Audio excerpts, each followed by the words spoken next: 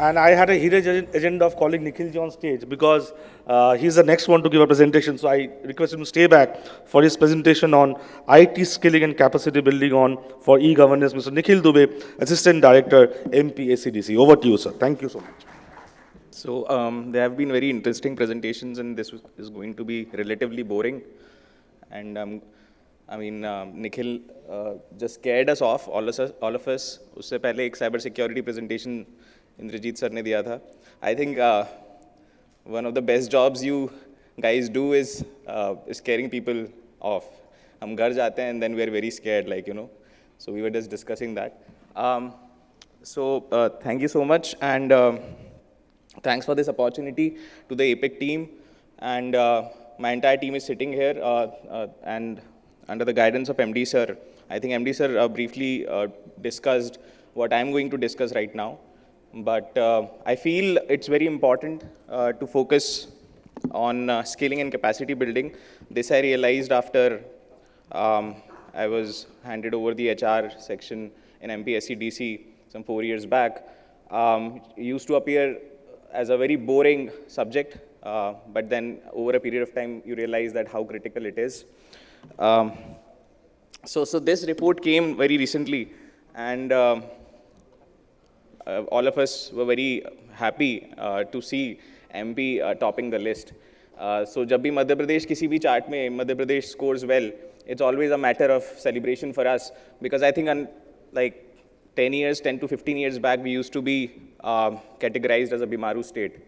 So that is what my friends would ask me if I'd be visiting, for example, Bangalore. I would be visiting other states, Maharashtra, for instance, that Madhya Pradesh is a Bimaru state. What are you doing about it? So now when we see this, it's a very encouraging, I think, picture. But then this does not happen overnight. It cannot happen like somebody just plans it and then, you know, within a matter of 2 months or a year or like, you know, 2 years, you achieve this kind of feat. Because there are other states, you know, you see in the list who have already been doing great. And this particular list is National E-Service Delivery Assessment.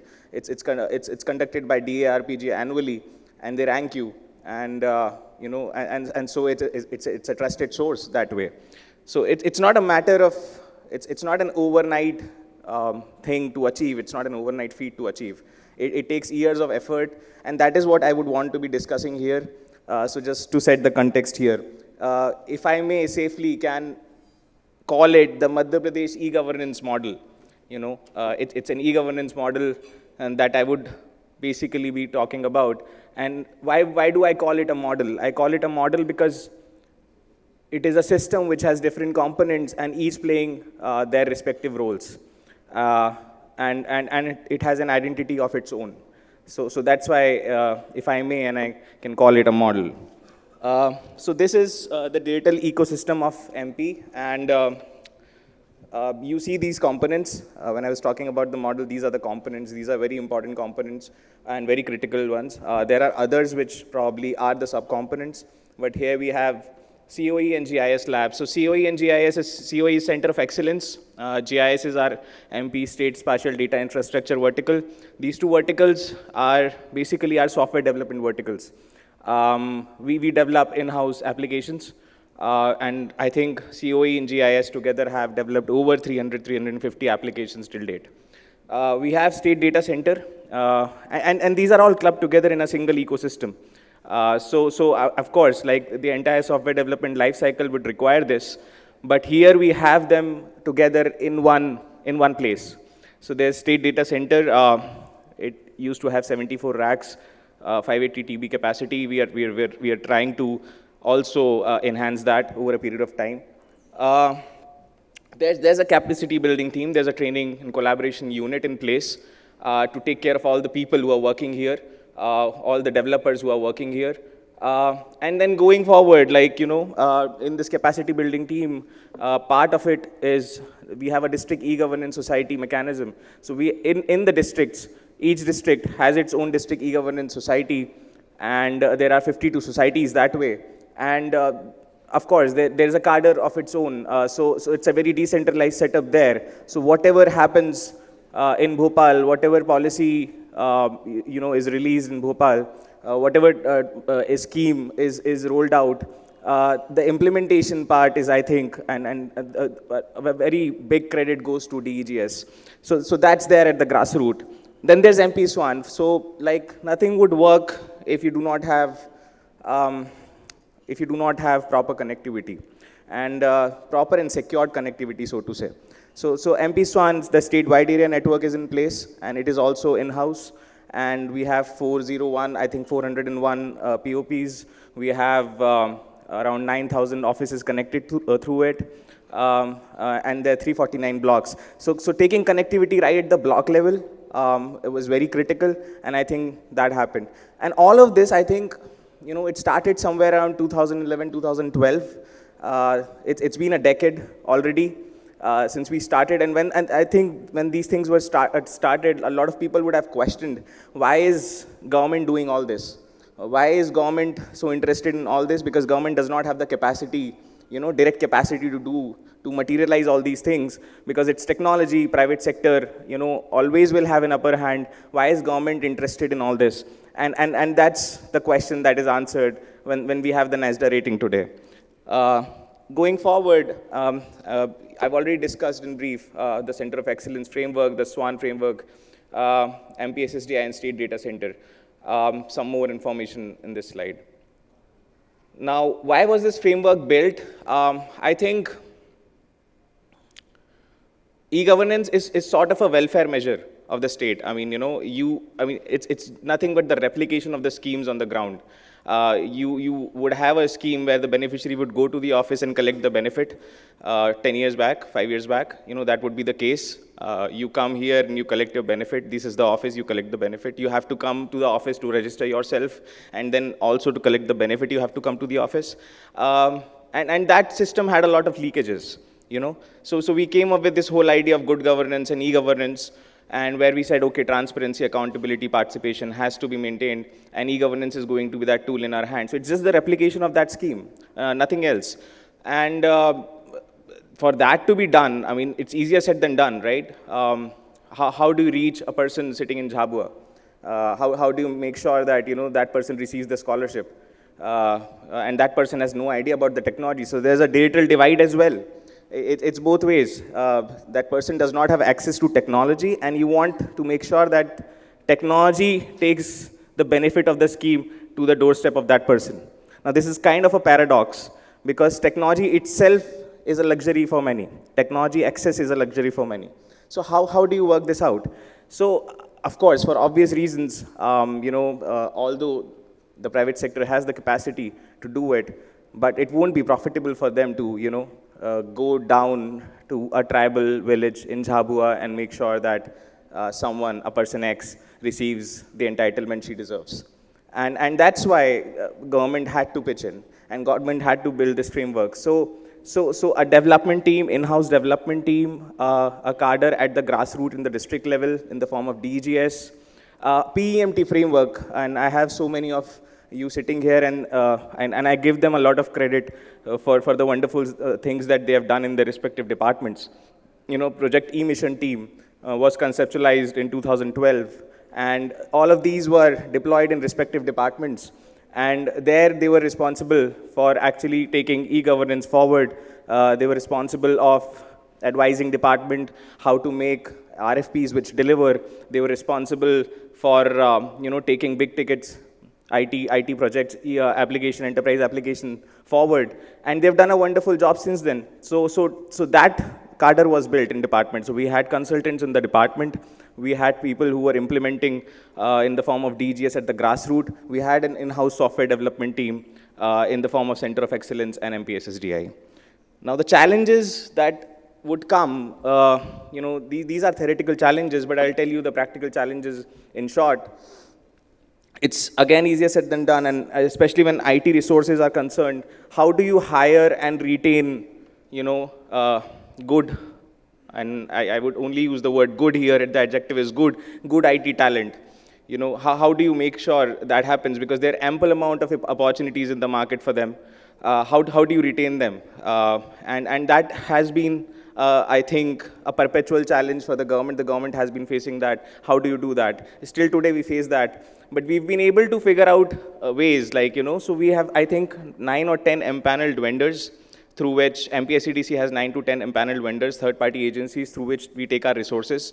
We have 750, the strength of MPSEDC is 750, I think, out of which 500 are software developers, and we've used other ways. We've used multiple ways, in that capacity, to make sure that, our manpower का जो request है या जो manpower का requirement है, that we are not, we are not challenged by that fact. So we've started a development center at Noida.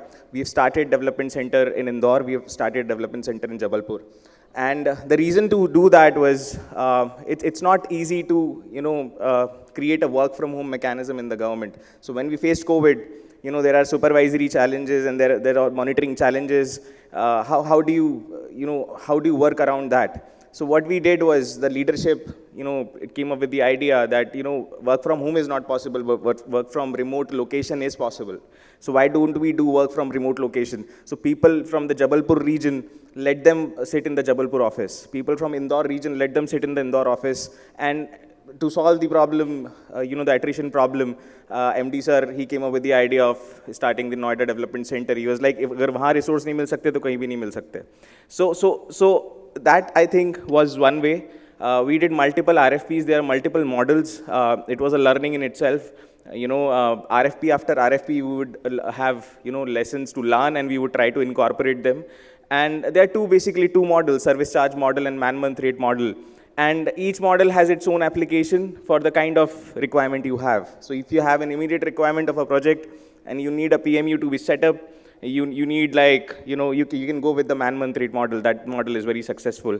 But if you have a requirement of like 50, 100 odd resources, like in bulk, and technical resources, so to say, that model might not be successful because the amount that is passed to the resource is not known to you. So that it would develop a lot of disparity among your own resources, and that would become an HR challenge for you. So these were the learnings, I think, and we did like multiple. So, and now we have 9 to 10 vendors who are and successfully giving us these resources, and that's the only reason, I think, we are able to probably cater to the requirement of the government, successfully. These are, again, benefits, and I think I've already discussed this in brief, the benefits that we have. I think we've going in that direction. It's like a mid-sized IT company now. We are trying to incorporate the best practices that we can have from the industry. Of course, we have our own learning curve, and we try to make sure that whatever learning we can get from industry, and that's why these conferences, of course. But the service delivery has improved. Our delivery, personal delivery, like MPSEDC, has improved. We've discussed Ladli Behna Yojana and CM Seekho Kamao Yojana. I think these two are like two very pertinent feather in the cap of the government of MP.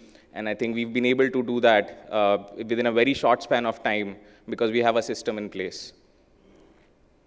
And these were some of the initiatives. Now in-house, how do you build the capacity of your team? So in-house, that is very essential. How do you compete, or how do you actually emulate the best practices from the corporate governance within the setup? So we started with a learning management system. There's LMS in place where you can have courses, and these courses, this LMS can be shared with different departments, where departments can train their own resources. So that's, again, outside MPSEDC. Within MPSEDC, we have a learning management system of Coursera, which we use, resources, and our employees can basically do courses there and enhance their skill sets. We have constant trainings happening. I think every third day there is a training at MPSEDC. We understand that the technology is fast changing. We understand that exposure is something which is very important for the resources. And although, of course, government has its own, way of work, but, if you have to deliver like others in the industry, you will have to follow the same set of practices. So this is the e-Shiksha portal I was talking about. This is the LMS. This is the LMS that other departments can also make use of. It's just like, you know, it's an in-house LMS built by us. Next, I was discussing the shortage of resources earlier, how we, how we kind of worked around that. But then again, another problem that we faced was that we never employed freshers. So because the moment a resource comes and joins us, immediately that resource has to deliver from the next day onwards. Deadlines shuru ho jati hai uski. So there's no like, of course you can have a training team, you can have orientation, but that orientation is not enough. So we were very wary of having freshers with us. We were like, okay, they cannot deliver. But again, under the guidance of MD sir, we thought through. We were like, there are, again, in that entire SDLC, there are assignments which a fresher can successfully, accomplish. And also, a fresher, when they come into the system, they'll infuse that new energy and dynamism into the system. So there'll be other positive externalities which will come in form of, them. So let's explore how to do that. So we have MP Online as our partner. Through MP Online, we conducted an exam, and we basically rolled out a policy where, an intern would be selected and, he'd get a stipend of 25,000 rupees per month for 1 year. There'd be periodic tests to make sure that, the quality is maintained. And 100 interns were selected. And now we have a list of 100 interns and 50 interns who are in the wait list. So we have 150 people waiting to join us in September. So this has culminated into, I think, and I thank Abhijit sir for this. It was his brainchild. So I think resource shortage, we have been able to, work around that a bit. Next is, of course, quality. So I think that is a work in progress. We're working on that. And I do accept that with government applications, there's always a challenge of quality, and I don't think there's any harm in accepting that. I think we are working on that. And that is a work in progress. So that's it. And thank you so much. Thank you. It was very well said by Nikhil sir that Madhya Pradesh is not anymore a Bimaru state. And yes, it is not something which has happened overnight. So it was the dedication and the vision of the people who are, committed towards making it a state who is bringing itself up when it comes to technology and development. So I would like to call on stage Sangamitra Mohanty to please felicitate sir with a speaker memento.